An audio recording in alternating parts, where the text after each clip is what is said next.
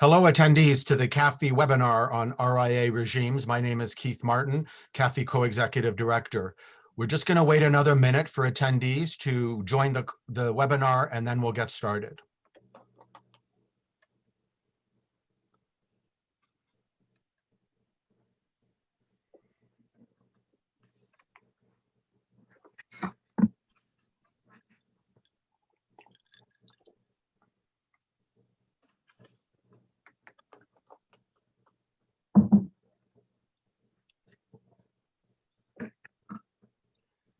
Welcome attendees to this RIA regime webinar with CAFII. We're just waiting a few more seconds for attendees to join, and then we'll get started.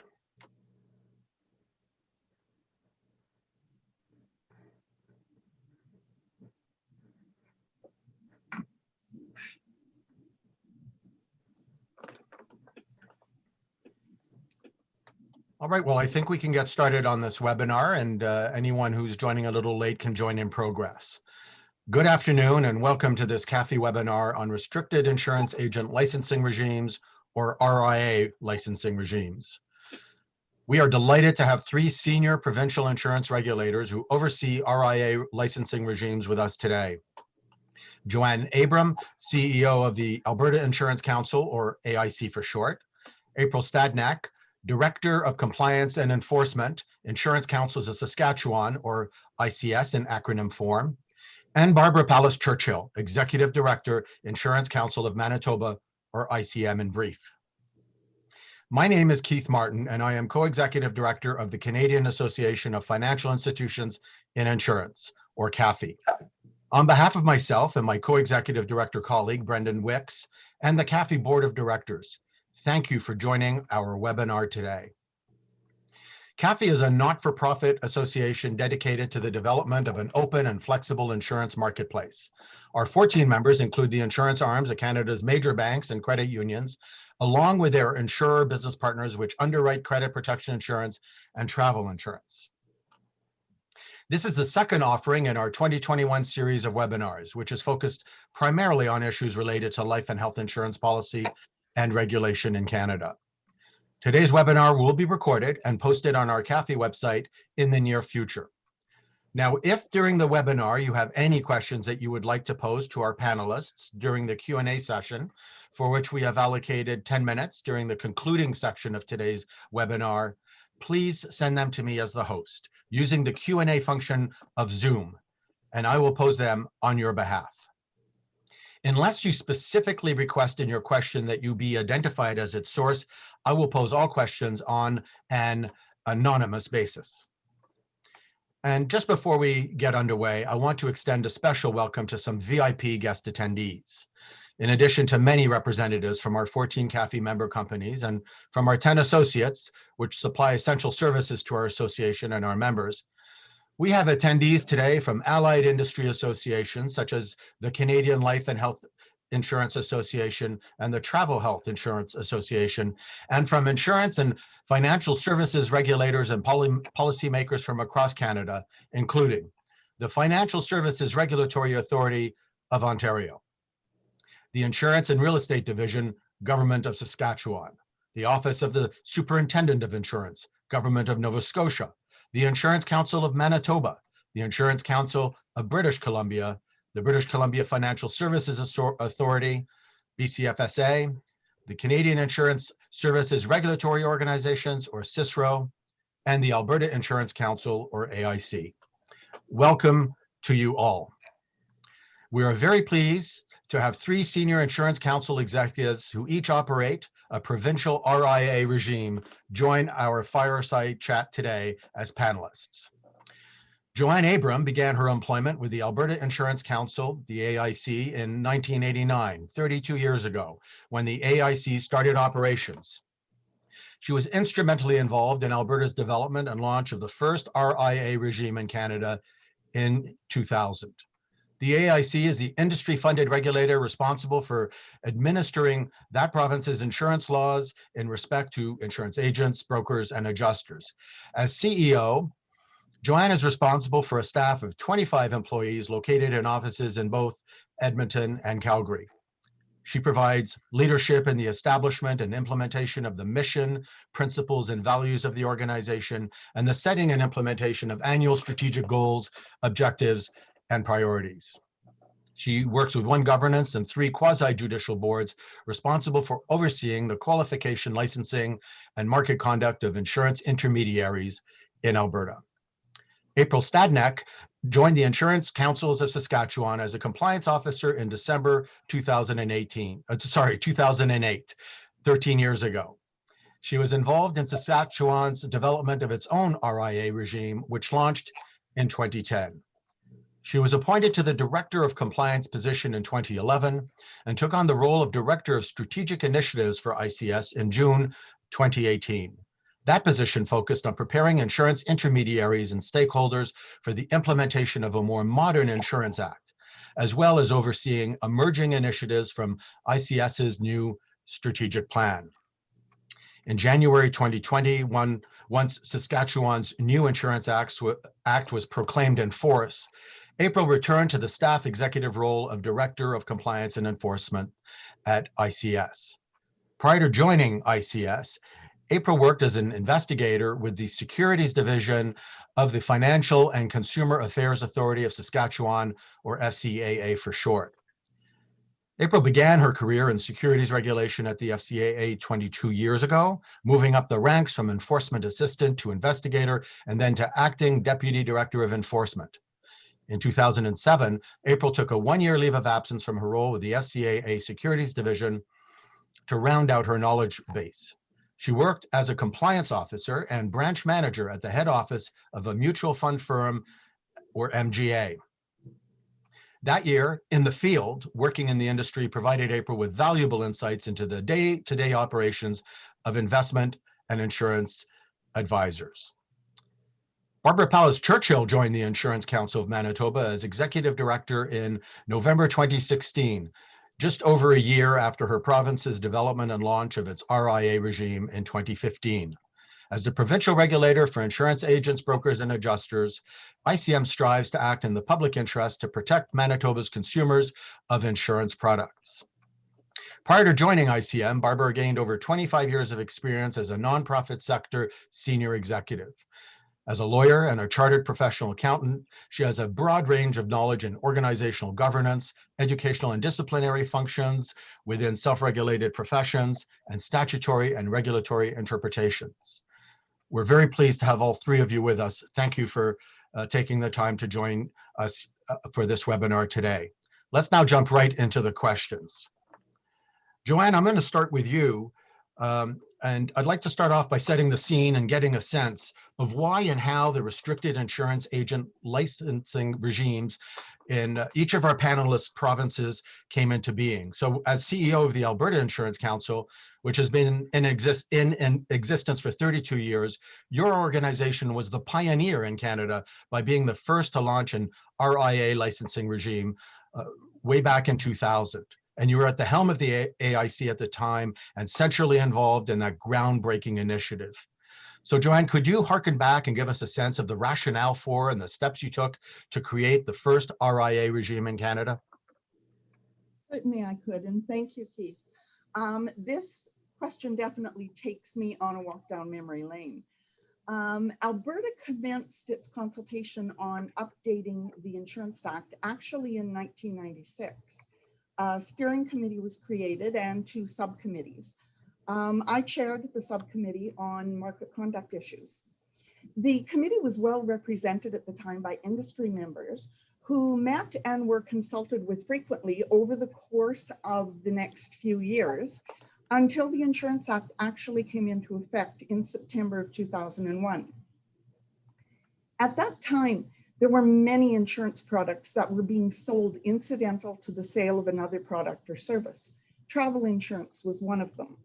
We did at that time have a license that we issued for the sale of travel insurance, but there were no educational qualifications and no examination requirements. It proved to be a very ineffective way to regulate the distribution of that particular product. You have to bear in mind that all of this was occurring at the same time that governments were cutting back on the amounts that provincial health authorities would pay for medical costs that were incurred out of country. What used to be a really simple product covering lost luggage and trip cancellation became focused on medical coverage, which required far more complex applications and explanations given the restrictions, limitations for pre-existing conditions. We needed to find an effective way to regulate the distribution of this product and to extend that regulatory regime to other incidental types of coverages. One of the first issues that we had to determine was under the Insurance Act, what is the definition of insurance agent? And are businesses that are involved in the distribution of these products actually acting as insurance agents? Prior to 2001, they were not. Making that determination sounds simple, but really it's not. Travel agents did not consider themselves insurance agents, even though our research at the time indicated that 20 to 25% of the revenues of a travel agency was obtained through the selling of insurance. Motor vehicle dealers had so many add-ons when selling a vehicle that insurance on the loan, they just considered another add-on similar to glass etching and undercoating. They did not consider themselves insurance agents. Insurers were looking at this activity as group enrollment, similar to employer-employee group benefits, and didn't consider enrollment on a creditor plan as selling a policy of insurance. This was very controversial at the time. There was a feeling amongst fully licensed agents that by licensing and regulating incidental sellers, we were giving a level of legitimacy to the product and acknowledgement that they are insurance agents. This was probably the most hotly debated topic during the Insurance Act rewrite, certainly at the Market Conduct Committee level. It was, however, a really rapidly expanding area of insurance, and one with an incredibly diverse population, ranging from deposit-taking institutions with vast compliance requirements and knowledge with regards to regulatory requirements and compliance, to one-man corner car lots with very limited regulatory compliance knowledge and no background in financial services. In order to ensure that consumers were adequately protected, the government of Alberta decided to include persons who enroll individuals in prescribed contracts of group insurance in the definition of what constitutes an insurance agent. This then allowed for regulation to be developed to ensure that people who were selling the product were knowledgeable about the product that they were selling and that they provided adequate and accurate disclosure to consumers. I can't really say that we looked at other jurisdictions or other countries for inspiration in creating the regulatory regime, but rather the government of Alberta acknowledged the need to protect consumers and balance that with the need for the industry to be innovative and to be able to operate in a cost-effective way with minimal government interference. Thank you, Joanne. That was very interesting, and I appreciate you walking us down memory lane. And April, I'd now like to turn to you as the second RIA regime in Canada, which the Insurance Councils of Saskatchewan has had in place since 2010, noting that the ICS itself has actually been in existence for 35 years. And again, same question. I'd like April to ask you if you can give us a sense of the rationale for and the steps that your province took in developing and launching its RIA regime, licensing regime. But in addition, I might also ask you, April, how did Saskatchewan look at and learn from the Alberta experience, because you did have this other province that had something in place before you did. So that is what I wanted to touch on with you, April. Okay, so thanks very much, Keith, for number one, having us on here. This is an interesting topic. And Joanne, thank you for that education. Wow, really interesting.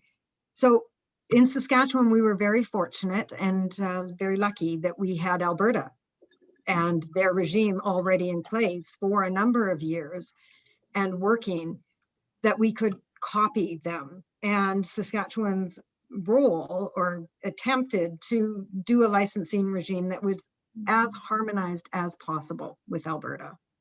So we looked at what Alberta had done and we started our regulations based on that. And then we did industry consultations with that.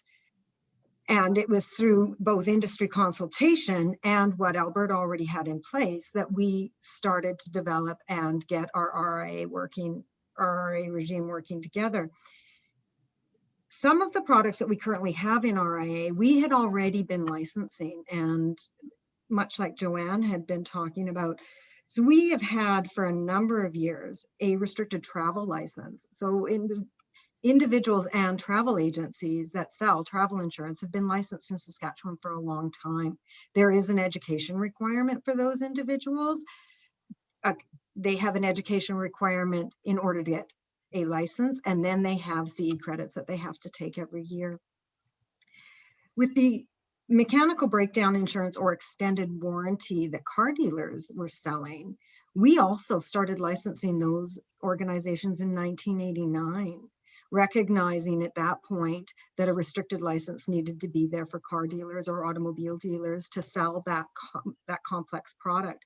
So we had been doing that already. So our car dealers or automobile dealers were not overly shocked by having to take in a new RIA license. We just changed their license over from one to another. So again, very fortunate that we could do those sorts of things and follow the lead of Alberta. And Alberta having gone through all of the trials and tribulations, I guess, and then with us working very, very closely with the industry and speaking with insurance companies and stakeholders, getting a better idea on how to make this regime the best we could in Saskatchewan, understanding efficiencies and what was best for consumers and the least disruptive to the industry itself.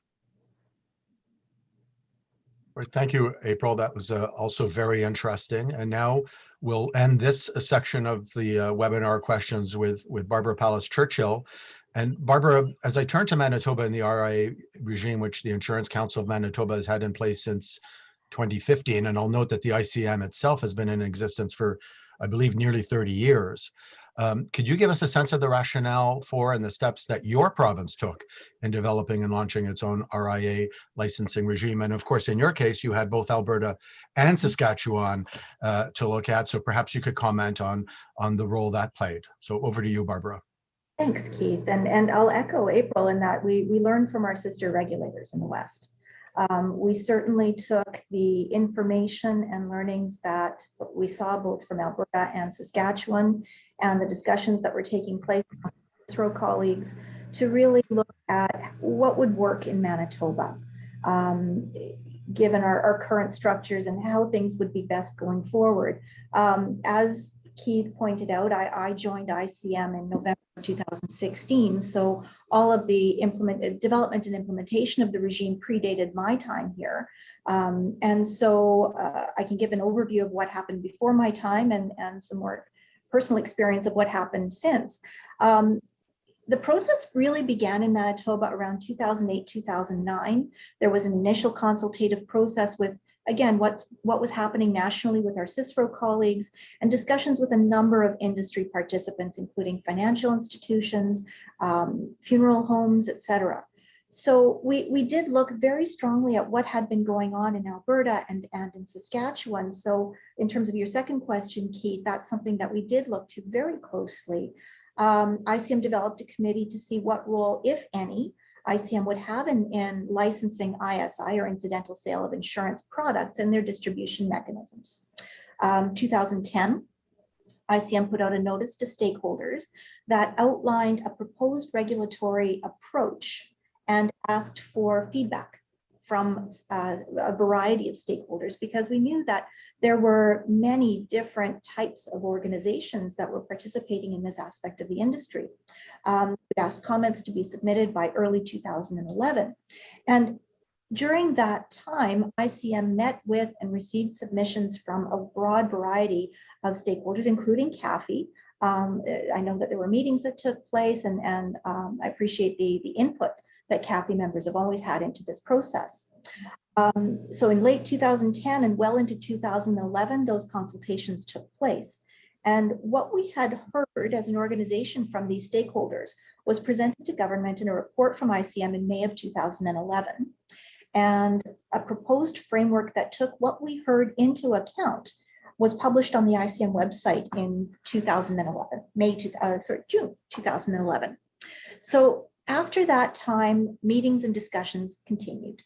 It was important to make this a highly consultative process to get the input from industry. In May 2013, an initial draft regulation was made public and provided to stakeholders through the Superintendent of Insurance's office for further consultation. And then based on the feedback that was received from industry, a further draft was developed in late 2013. September 1st, 2014, the changes to Manitoba's Insurance Act and its accompanying regulations created the RIA regime, and they came into force. The licensing required of ISI entities who wish to offer insurance had to be done and in place by June 1st of 2015. That's when we started rolling out the insurance licenses. Unique to Manitoba's regulatory framework is that Manitoba was apparently the first jurisdiction to tie RIA product types to specific classes of insurance, in that this links the insurer directly to the RIA licensee that they're sponsoring and the product being offered to the consumer. So, so I guess just as an overview, throughout the process, there was a high degree of discussion and consultation with industry participants, both with ICM and with the superintendent's office. And as I said, I noted the amount of consultation and input that CAFII members had provided, and that was certainly appreciated in development of the regime. It's excellent. Thank you, Barbara. And I do want to say that I very much appreciate the comments you've each made about the effort to try to harmonize to the extent possible and to try to have an approach that's as consistent as possible. I think we've determined that CAFII members have 17 regulatory authorities that they have to respond to. So that is an element that is very near and dear to our members' hearts. So thank you for emphasizing the importance of that. Before I go to the next question, I want to remind attendees that we very much welcome your questions. At the bottom of Zoom, there are a series of icons. One of them is Q&A. And if you click on that, you can pose a question at any time, and I will pose it on your behalf. Joanne, if you don't mind, I'll ask you to start us off again. And the next question is about sharing how AIC regards the importance of insurance products offered under a restricted certificate and of having them regulated in an efficient and effective manner, which supports the fair treatment of customers. And really the essence of this is about turning to the issue of the importance of insurance products sold under an RIA regime and providing protection for Canadians, and the related question of the importance of a well-structured and resourced RIA regime and regulating this sector. So perhaps I could ask you to comment on that, Joanne. Absolutely. As I mentioned earlier, these products have expanded substantially over the years.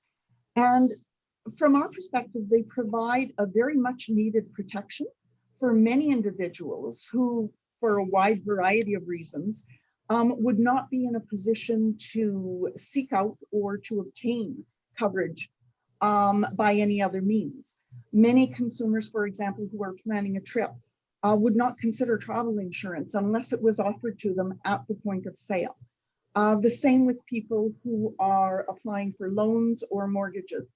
The ability to be able to purchase that insurance right at the point of sale ensures that even the fact that it's being offered, that people have turned their minds to that and that they have the opportunity to make that purchase. And I think a lot more people are taking advantage of that.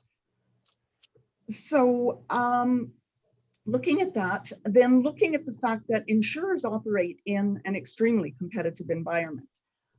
Industry consolidations, greater sophistication amongst consumers, and certainly the technological advances that have taken place over the years have forced insurers to become more competitive, and they have to be competitive in developing and offering a lot of new products. And one of the ways we see them doing this is by streamlining the application process and the underwriting processes for applicants who have lower risk factors, for example, or who are applying for lower amounts of coverage.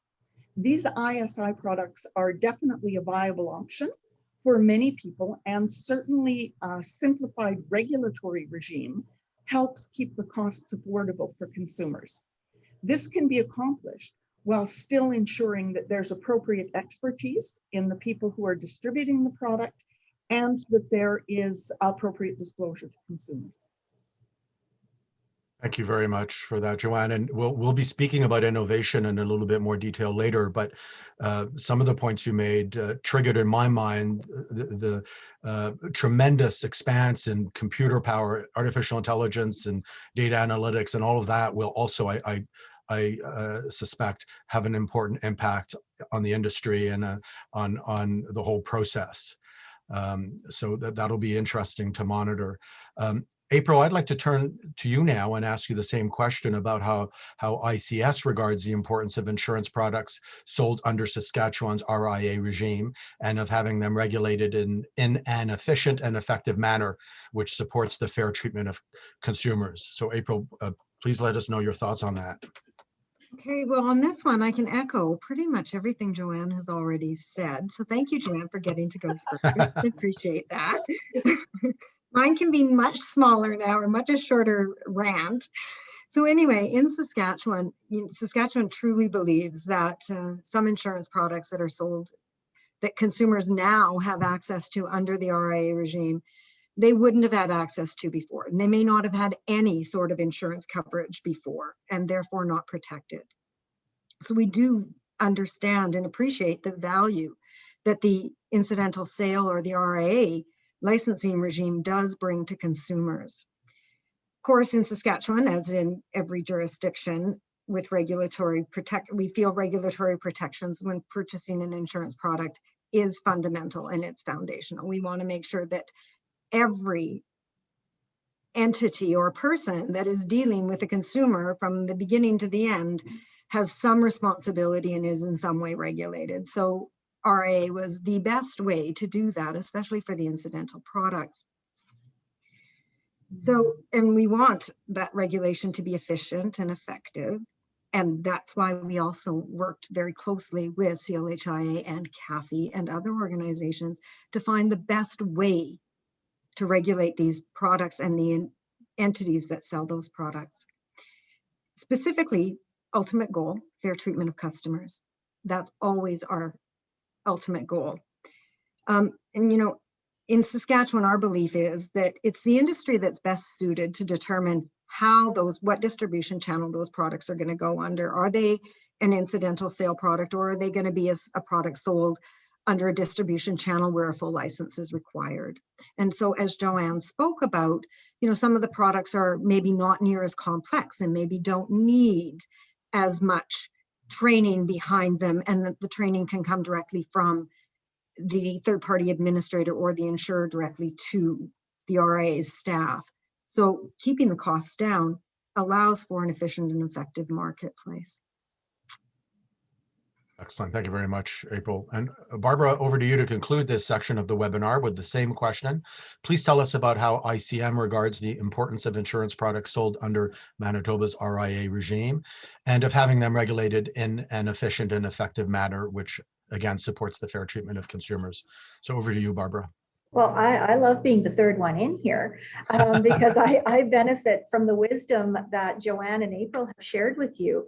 I can't add more in terms of that aspect of it. ICM does certainly understand and appreciate the importance of this delivery and distribution channel of insurance products to Manitoba consumers. And I know that as a regulator, we have an overarching interest in consumer protection and the fair treatment of consumers. That's our reason for existing as a regulator. And I know that's something that's shared with CAFII, with CLHIA. The commitment to fair treatment of the consumer is something that is front and center in the industry's mind as well as the regulator's mind.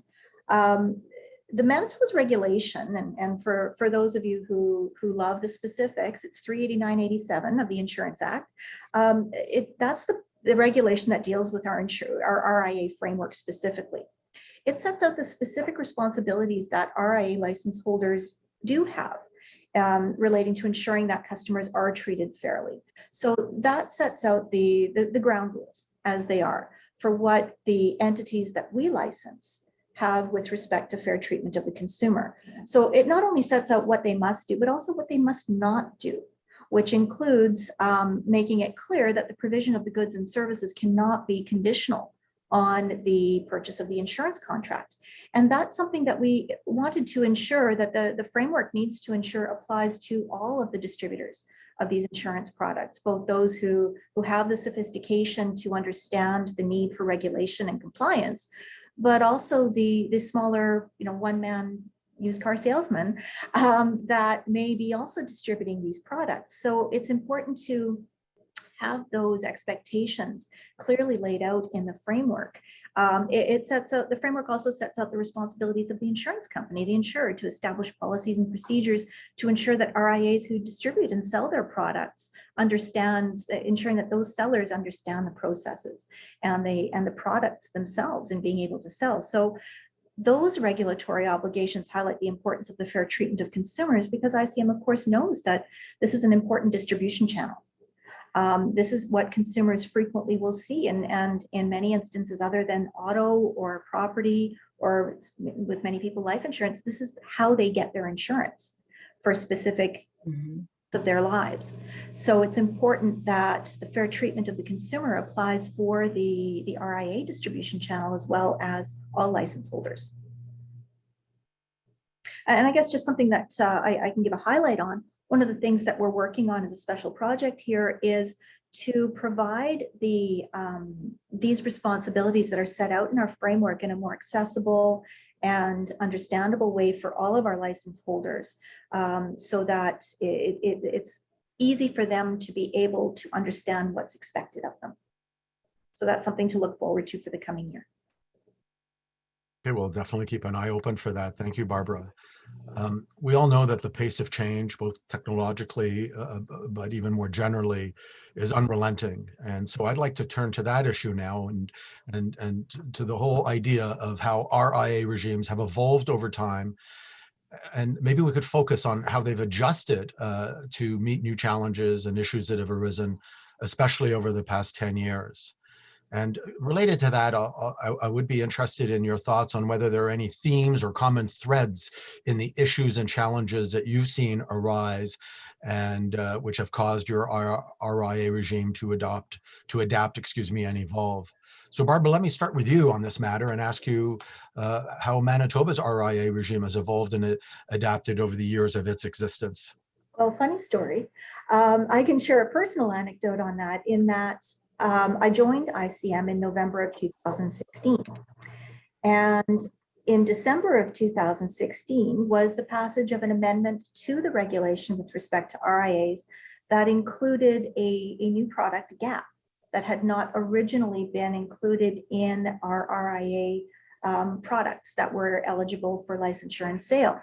And so in my first month at ICM, we were looking at developing a new license category for license holders of auto and equipment licenses to be able to be licensed to sell GAP coverage, which was designated as a property or auto coverage, and how that would impact license holders and how we made sure that their ability to be licensed took place quickly. So that's been the real only major change to our framework to date. It is still a relatively new framework.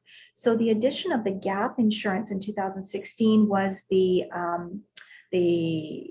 major change that had taken place. Now, the way that Manitoba's framework and how ICM operates, it was the superintendent's office who took leadership on the regulatory change. As a delegated authority of the Superintendent of Insurance, ICM doesn't have independent rulemaking authority. We rely on the regulation and the act, which of course has to be changed through appropriate governmental channels. So the Superintendent's office took leadership on the regulatory change and was able to again consult with industry and was able to have the amended regulation in place in December. And then by the end of that month, ICM was able to respond and provided licenses to all the auto and equipment dealers who wish to apply to sell that.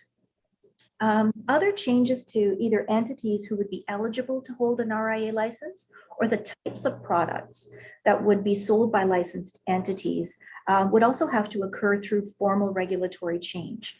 The framework is a specific listing, an exclusive listing of entities who are eligible for licensure, as well as the classes and types of products which they are eligible to sell. So the structure of the framework is by regulation. So to add to that category requires regulatory change. Now, as you noted, Keith, the theme or common thread or challenges that we've seen is the pace of change in the industry as a whole. The insurance industry as a whole, not just the RIA channel, but the industry as a whole has a remarkable pace of change, which just seems to keep accelerating.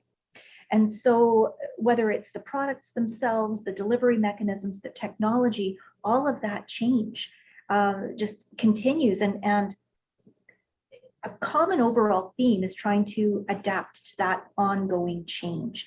The nature of regulation traditionally in any sector has frequently been more of a responsive or reactive role rather than truly proactive. It's a challenge for all professions, for all sectors that are regulated. And so that I'd say would be one of the themes that we've seen is trying to adapt and keep the pace of change.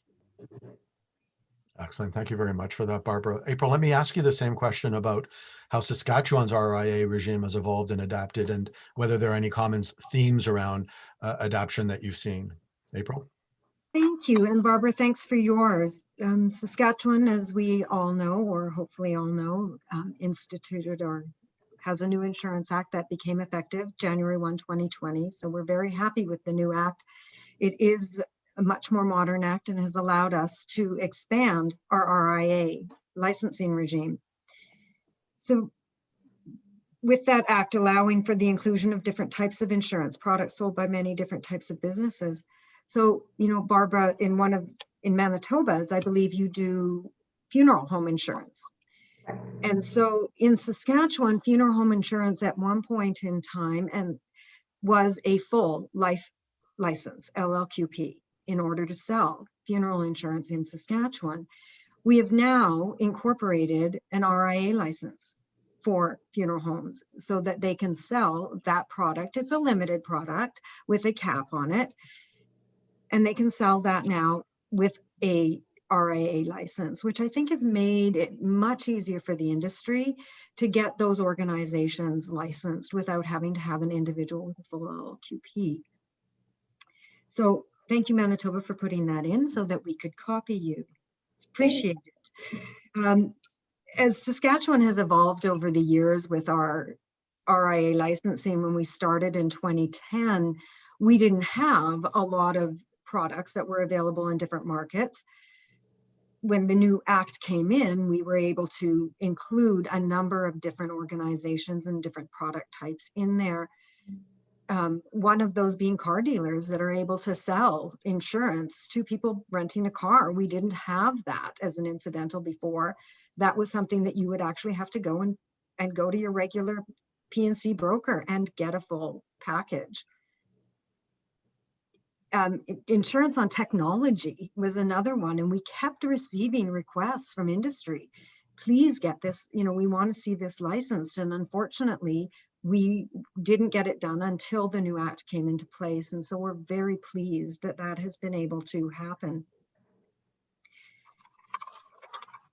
So there is a common theme that we see in Saskatchewan, and Barbara did speak about this already, and it's the continuous development of new insurance products sold through businesses that are either not listed within the scope of our Insurance Act and regulations, or selling products that don't meet the definition that are in the Act and the regulations. And so we're always looking to see how do we include them and where do we include those.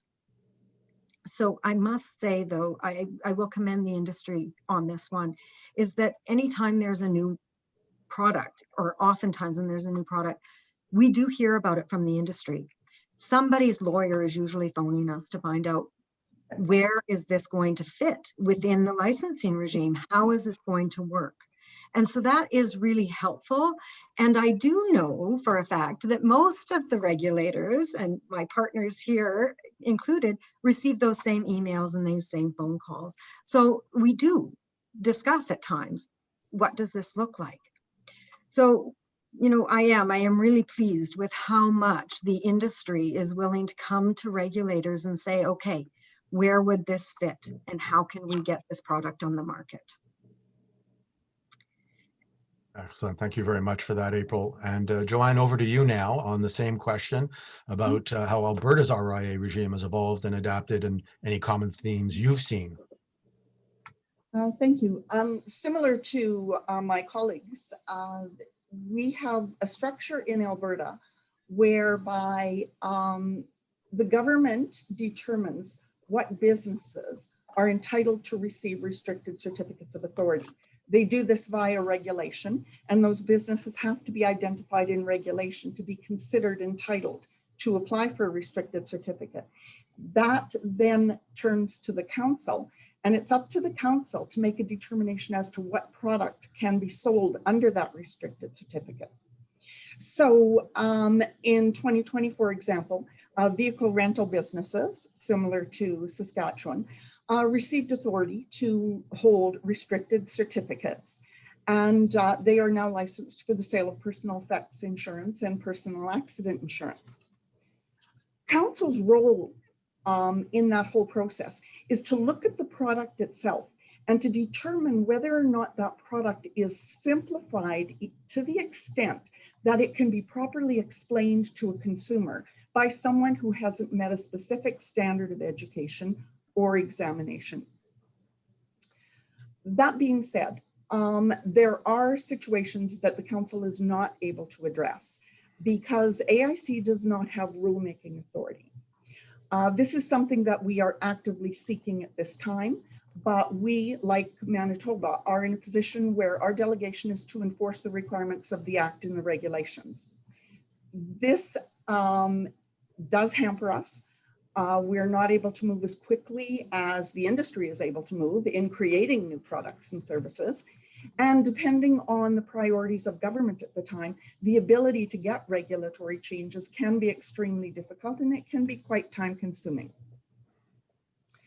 So you have to forgive me here for hijacking your agenda for a quick minute, but I do want to stress how important it is for all regulators to have that flexibility to address changes. We know very closely from recent experience during COVID how much technology has changed our world, our working environments, and everything that we do. In order to be able to be in a position to support industry innovation that does benefit consumers, we need to have the ability to address these things fairly quickly. So I think rulemaking authority, certainly the Alberta Insurance Council is looking to get some rulemaking authority there to get some of this stuff moved out of regulation so that it can be adapted and changed as the industry evolves. And thank you for letting me stand on the soapbox. No, I appreciate it, Joanne. Actually, that is a perfect segue into another question that we were going to ask a little later, but maybe I'll ask it right now, and maybe I'll follow up with you, Barbara, initially, which is, how are new insurance products and new types of distributors added, Joanne, to your regime? Sorry, was that for I'll me start or with you, Joanne? Joanne. Sorry, I had a little bit of tongue slip there, but yeah, let me start with you, Joanne, as a kind of follow up. Certainly, generally, it is an initiative by industry that brings a new product to the table.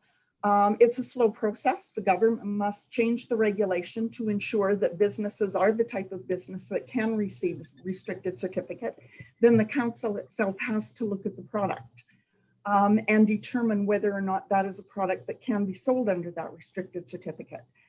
One of the difficult challenges, as I said, is that the industry does change and evolve so quickly.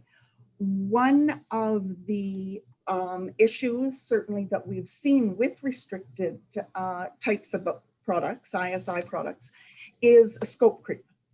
So for example, we've had experience with a funeral service business who is entitled and does hold a restricted certificate of authority to sell insurance covering prepaid funerals, adding on a travel policy basically for family members to go to wherever the individual died in order to accompany the body back to the province, and then was providing them travel insurance through that particular product without bringing the product to the council to have a look and make sure that it could be sold under a restricted certificate of authority.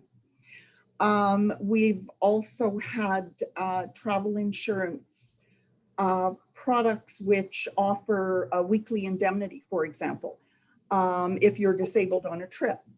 When we took a look at that particular type of policy, it was clearly disability insurance, and it was complex enough to require a fully licensed agent to sell that product. So working together with insurers is the only way we can do this to manage the process and to make sure that we've served our objectives of consumer protection while still making it appropriate and still allowing for these products to be sold in a more simplified fashion. Thank you. Barbara, I'd like to ask you the same question. How are new insurance products and new types of distributors added in Manitoba? Well, I mean, our framework is an exclusive, the wording of the regulatory framework is an exclusive list. It's exclusive wordings in that rather than being an inclusive list where new things can be added to, it is an exclusive list. And so as Joanne pointed out, the ability to go to government and to look at that change is something that really it rests with industry to focus that kind of desire for change. ICM can certainly identify gaps, well, and a gap for gap, for example. But we can identify where there are gaps, where there are either sellers that are using distribution channels that the entities are not able to be licensed because they're not included in the list of eligible entities for a license, or the types of products. And so it's then a responsive process where the industry, I would hope, would go to government and to indicate what the needs are for consumers to be able to distribute these products through these channels, and for government to make that policy decision as to whether or not it should be included in the framework and to make the formal change. But again, the pace of change is, I don't want to say a stumbling block, but it's certainly a speed bump in that respect, in that it creates challenges for both industry and for us as regulators to be able to try to adapt to that pace of change. One of the areas that we also see is, and Joanne, you had described scope creep when it comes to certain types of products, but also we're looking at how industry characterizes the types of products, whether something is a warranty, isn't subject to licensure for sale, or whether it is in fact a policy of insurance. And so there are very distinct differences between the two. And looking at, again, this is more on the auto and equipment side, where does warranty stop and where does insurance begin? And so it's looking at that definition of what is insurance. It's right back to that very basic understanding of what is insurance versus a warranty. And so looking at how do we work within a relatively static framework to adapt to change. But if one wants to find the silver lining and the benefit of having to follow a more rigorous process for regulatory change, is that the process ensures that consultation does take place broadly. And it takes into account the needs of all stakeholders so that there can be a thoughtful process that takes into account the needs of industry, the needs of the public, the needs of government as part of that process. So I'm always one to look for silver linings. Thank you, Barbara. And April, could you comment on new insurance products and types of distributors in your jurisdiction in Saskatchewan? Sure, I can. And I can quote exactly what my colleagues have said, because all of those things are very true. Lots of scope create speed bumps in the way. How do we do all of those things? But our new legislation, and in fact our old legislation, does allow for the superintendent to add new insurance products to the list of restricted insurance agent products and distributors, as long as they meet certain criteria, I guess would be the best way to put that. So often it's our office who receives some sort of information first from the industry about a new product that they're looking at selling. How do we do this? What happens? How do we get this licensed? So we work very closely with our superintendent and often bring them up to speed on what the products are out there that are entering the market, that people do want to see have sold through the different organizations. And sometimes those organizations are not the organizations we're used to seeing. There's always different kinds of organizations that are coming out, and especially now with technology, ensuring everything that you could possibly insure. You know, we're looking at cybersecurity as being an issue with your internet, which is something different than just your standalone home policy.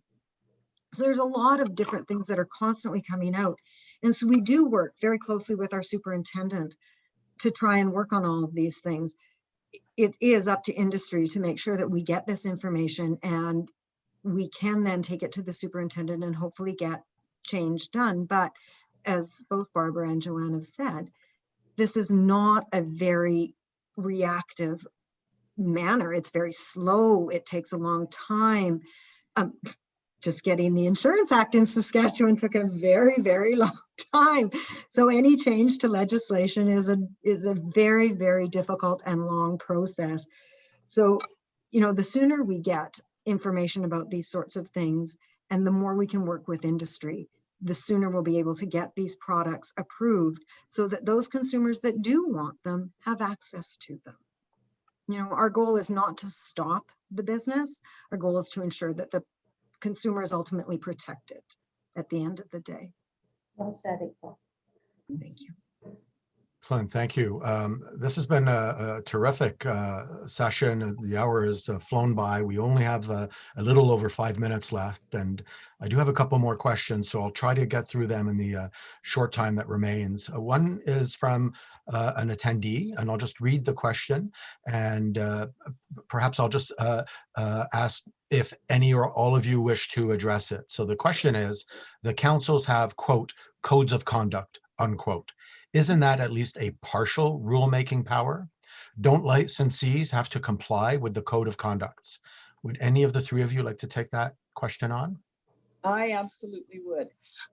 We do have codes of conduct, and CISRO has a committee that is working to produce a national standards of practice or codes of ethics and codes of conduct. In Alberta, we cannot enforce codes of conduct unless they are giving illustrations of what constitutes a specific violation of the act or the regulation. We can have aspirational codes of conduct that can identify what best practices are, but unless it is providing an example of a specific violation, we are not able to enforce those codes, not without rulemaking authority. Understood. Okay, thank you. And April, Barbara, did you want to jump on that, or would you like me to? I'll comment quickly in that. Thank We you. do have codes of conduct specific to life and accident and sickness agents, and to general agents, and to adjusters. And those are all approved through our superintendent's office as part of the delegated authority that the superintendent has. We too tie the codes of conduct, which are principles based, we tie the codes of conduct and the sections thereof to, when it comes to any kind of disciplinary action, we tie them also to the regulations and to the licensing rules and to our act as well.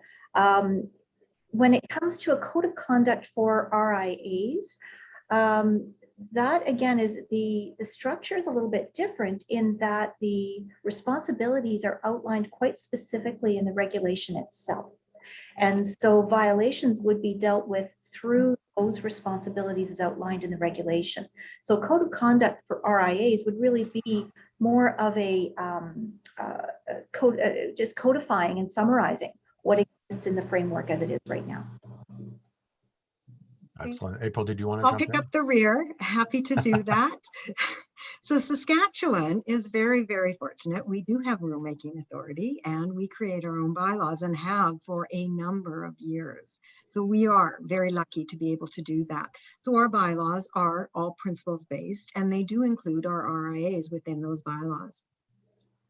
We also have codes of conduct for our life and accident and sickness industry, our adjusters, and our property and casualty agents. And those are all very much tied to our bylaws. We don't enforce our code of conduct. It is meant to be a guide and guidance for our licensees. We will enforce under our bylaws. So we don't have to follow, sorry, I shouldn't say that quite that way. Our bylaws are based upon the act and the regulations. It's through the regulations that we get the power to do our bylaws. So we do charge people under our bylaws for violations of the act and the regulations, but also for our bylaws. And our bylaws very much match, you know, the principles out there of fair treatment of customers and the brand new document done by the National Cicero Committee to create the code of conduct. So, you know, when that was done, we looked at our code of conduct or our bylaws and that code of conduct and thought that they matched quite well. So we are, our council, I guess would be the best way to say, didn't feel we needed to enforce the code because we have our bylaws to do that.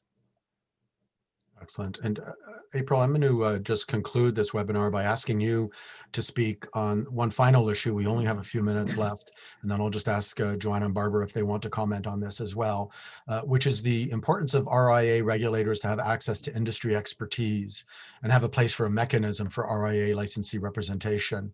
And I know that the Saskatchewan is about to launch a restricted insurance agent advisory committee, and I believe it's going to be launched this month. So I'm wondering, April, if you could just tell us in 1 minute or so a little bit about that, and then maybe I'll ask you, Joanne and Barbara, about how your respective RIA regimes gain access to industry expertise. So let me start with you, April. I'll try to keep this very short. So when the new bylaws came out with the new act in January 1 of 2020, a committee was created within the bylaws. It's called the Restricted Insurance Agent Committee. And it is considered a required committee for both councils, both the Life Council and the Property and Casualty General Council for property and casualty agents. Council, as in Ron and I, have been working for quite some time with both CAFII and CLHIA to create a terms of reference and then appoint members to this RIA committee for us. So we have received a terms of reference from both CLHIA and CAFII. They combined they worked together to create this terms of reference. Council has approved that terms of reference. We now have committee members that have been appointed by each organization. So we're very thankful for that. And we will be launching a meeting towards the end of this month. I think we're still waiting on a date. I don't think we've gotten confirmation on a date yet for the end of this month to have that meeting, but that will be our inaugural meeting with on the life side for this Restricted Insurance Agent Advisory Committee. And we're very much looking forward to that committee being in place. We feel that restricted insurance agents, we need the industry to give us guidance and help us along with those sorts of things and let us understand the products and how things are sold, because they are just a bit different than the regular insurance industry that our council members would be more familiar with. Thank you. And final word, Joanne and Barbara. Joanne? Well, certainly from Alberta's perspective, I concur completely with April in the fact that in order to adequately regulate the products and the distribution of the products, and to provide for the innovation that the industry is noted for, we do have to have open communication with the industry. And when it comes to restricted certificate holders, it's very difficult. We've looked at this a number of times in Alberta, and it's hard to create, for example, a restricted certificate holder council because the players in that field are so diverse. As I mentioned, you have financial institutions who are very well versed in compliance, and you have very small businesses that don't operate at that level at all. So we will be keenly looking at what is taking place in Saskatchewan.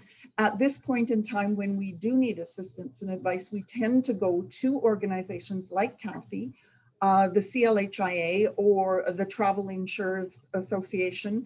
But we'll be taking a look at the Saskatchewan initiative and following that very keenly.